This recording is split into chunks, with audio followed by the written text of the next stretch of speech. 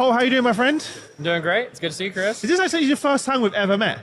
This is not the first time. Well, I mean, yeah, the first time we ever met in person. We've talked quite a few times. But it feels like we've seen each other so many times that when we first saw each other yesterday, I was like, it just felt normal. Yeah. Do you know what I mean? We're like old pals at this point. Yeah. And you're a podcast And I pro. owe you everything. Oh, God. All of our success at Direction Correct. I'll pay you under the table. Yeah. As well. Before we jump in, tell everyone a little bit more about your backgrounds and the journey to where we are now. Sure. Background in IO psychology. I worked at a variety of large companies as well as a few startups, but PepsiCo, Toyota, Texas Instruments. Most recently, I was the head of global people analytics and workforce planning at FedEx. And now I recently joined Lightcast in December, which I'm really excited about. Nice. Tell everyone a bit about Lightcast. Oh, yeah, sure. So Lightcast, we are a global labor market data provider. We have software, professional services, data. I'm a big data guy, so that's what I like talking about the most. But what most people don't know about us, we don't just support enterprises, we also support government and higher education as well. So really exciting company. And you have your own podcast. And I have my own podcast, Directionally Correct, which all of the technical components of Directionally Correct are because Chris taught me how to do it. And I'm not joking when I say that. The funny thing is, right, for Bree's purposes, like, I have probably like 10 people a month who tell me they want to start a show, and they never do it. And you're one of the few people that I had a call with that actually did what everyone else doesn't, and you remain consistent, and you put the reps in, and you do the work. Yeah. So I just want to say congrats to you. It's an amazing podcast, so people make sure you check it out. I'm just waiting for that success to happen, you know? You keep putting in the reps, eventually it'll come. I think I did maybe like a couple of 100 episodes before we got anything. What's top of mind for you right now? What's on your view? My view is that why does every single stand say the first AI something?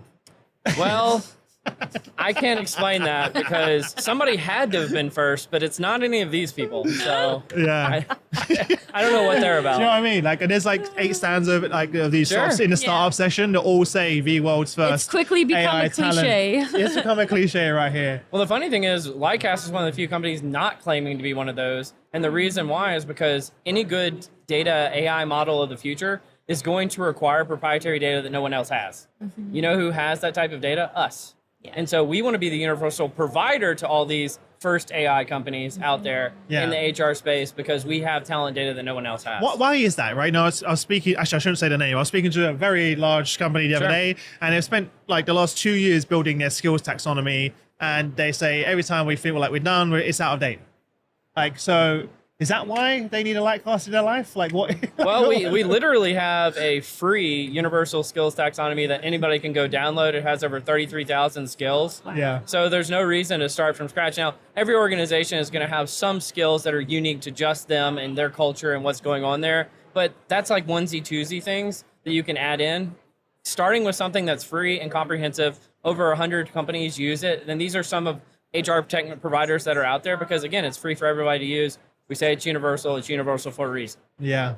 How does you speak to people analytics leaders every day? I do. How has the role of AI shaped what it means to be a people analytics leader, and then of course the workforce itself? Yeah, not as much as you'd think actually yet.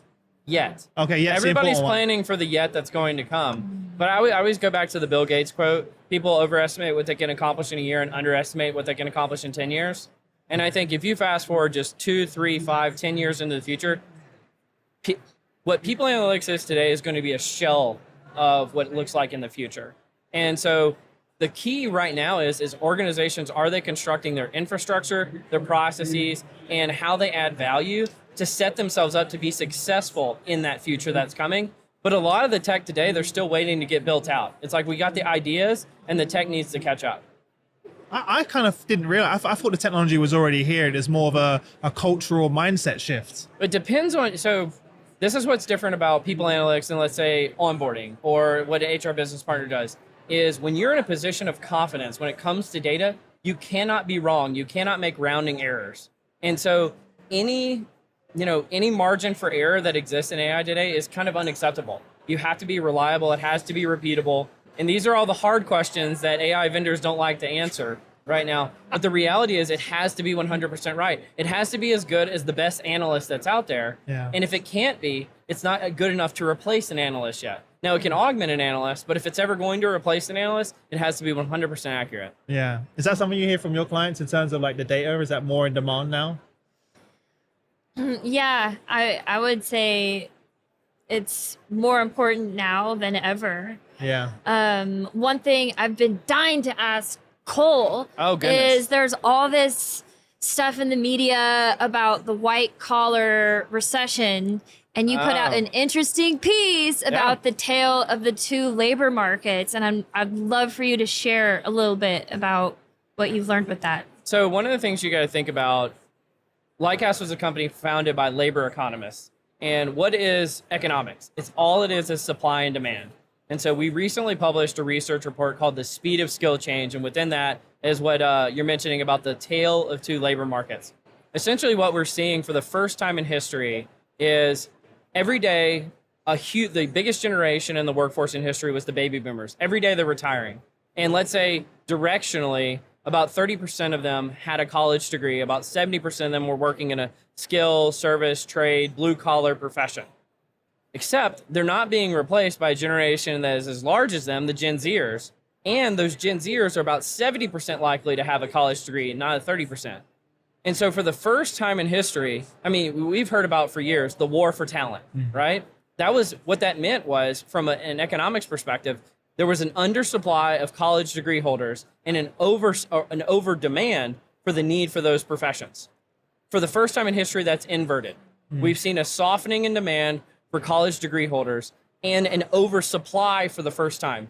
And so, you know, a job posting goes live and it's a remote position requiring a college degree and it gets 500, 600, 1,000 applicants in 2 hours. And then a blue collar job that might be 6 figures, a job posting goes open for that. It'll be open for a month and get 0 applicants, right? And so it's truly a tale of two labor markets, where if you're going into a service sector, a blue collar job, nursing, healthcare, whatever it may be, these are the professions that there is truly a shortage, and shortages are coming over the next few years. We published a report called The Rising Storm about a year ago, and all it talks about is between now and 2032, across almost every service sector, blue collar profession, you're going to see massive shortages unlike anything we've seen in history. And so it's a fascinating time because there's really two labor markets going on all at the same time. And I'll tell you personally, as an anecdote, it's actually a really difficult thing to research. I'm trying to see if I can find any examples of people with college degree holders that have decided to become like a plumber or an HVAC technician or somebody who's truly making $100,000, $150,000 a year in a service sector job, but they study computer science or something like that. I haven't been able to accomplish it yet, but I think that's the kind of trend that you're going to see in onesie twosie form over the next few years. I actually have a couple of friends that are good examples of that. I need to research that. Yeah, and they both just become, and we saw a massive shortage last year in the UK of truck drivers. Yeah. Of lorry drivers. And the companies were like, couldn't find enough, and now they're paying like a lot of money. I don't know exactly. Signing bonuses. I don't know. Signing bonuses. And so one of my friends just that trend is only going to continue and get worse. Yeah, or better depending on if you're a truck driver. My friend just qualified and got his truck license, and he's like, I'm making a fortune doing something that when we were younger was seen as like, oh, you're a truck driver. Now it's like, oh, you're a truck driver making good money. And you talk to young people, and they're like, why would I want to be a truck driver? It's going to be automated in the next 5 years. There's no job security. It's like, how do you... Well, I said that 5 years ago, too. Yeah, that's true. Where's the Tesla truck? Just waiting for it. Yeah. It's interesting because I am seeing skilled labor, like blue collar, like the when I see the job roles increase in salary. But when I was younger, it was seen, it's kind of like, it's just flipped. Yeah. There was a point, I was at a company a few years ago that was hiring for drivers for a very specialized role. And it was in the middle of the pandemic. And we literally had a case where our hourly rate was going up $1 a month. Crazy. Unheard of. Yeah. And again, that was because of a very acute situation that, you know, typically isn't going to be a part of what's going on in the labor economy. But you're going to see instances like that over the next few years, again, as more of the baby boomer generation retires and they get replaced by people, frankly, who don't want to be truck drivers. Yeah. And how do we solve for that? Yeah. It's like literally what... You know, I got accused the other day. I was on another podcast, and they said, Cole, you're killing the American dream. And I was like, that is an unfair description of what I'm doing. I thought it's opposite, actually. But yeah. Well, I said, I think we need to reframe, because the way they frame the American dream, first of all, I don't think there's consensus on what the American dream means. Sure. Because they said it was like you go to college, you get a house, you have the white picket fence. And I was like, I don't think that's what everybody believes the American dream is. And I said, I think we need to reframe what it means. I think it means go and have a successful job and career and then be successful in your personal life. And that could be the future of it. But we've pigeonholed it to be like, these are the good jobs, these are the bad jobs. And we need to say, these are the jobs. And this is the need that our society has. And it's almost like, I don't want to get like, super patriotic or something, but it's like a civic duty almost to go into these. And frankly, it's going to be good for you because you're going to make a lot of money. Honestly, we just moved into a new property. This is really random, but it's on context. Yeah. Had a carpenter come in and build a media wall for my TV. $100,000. £3,000. No, yeah. £3,000. Yeah. He did it in 2 days. And I was just doing the math on his own. Yeah. So I was like, wait a minute, you're making £3,000 every 2 days and you're just self-employed. Sure. I was just like, wow. Well, here I was like, wow. Because we've done a ton of research into this. Like I can't understate how much research we've done into it. You want to know who some of the professionals are that have some of the most work-life balance? Independent contractors and small business owners who are doing that type of work and making really good money. On their own time. Exactly. Yeah. Yeah. I mean, it's one of the things I value about HR Leads and mine and Shane as being founders is we get to, build our own dream, but I can work my family life around the business. And I don't think I could ever change that. And I just want to be living in your dream someday, man. Well, listen, I appreciate you coming on. Where can people connect with you, reach out, listen to the show? Yeah. Find me on LinkedIn, check out Lightcast, and check out Directionally Correct. And on thanks any for having platform. me on, Chris. Yeah, On all the links will be below, so make sure you go subscribe to the podcast. Absolutely. Thanks so much, man. Thanks for having me, Chris. Thank you so much.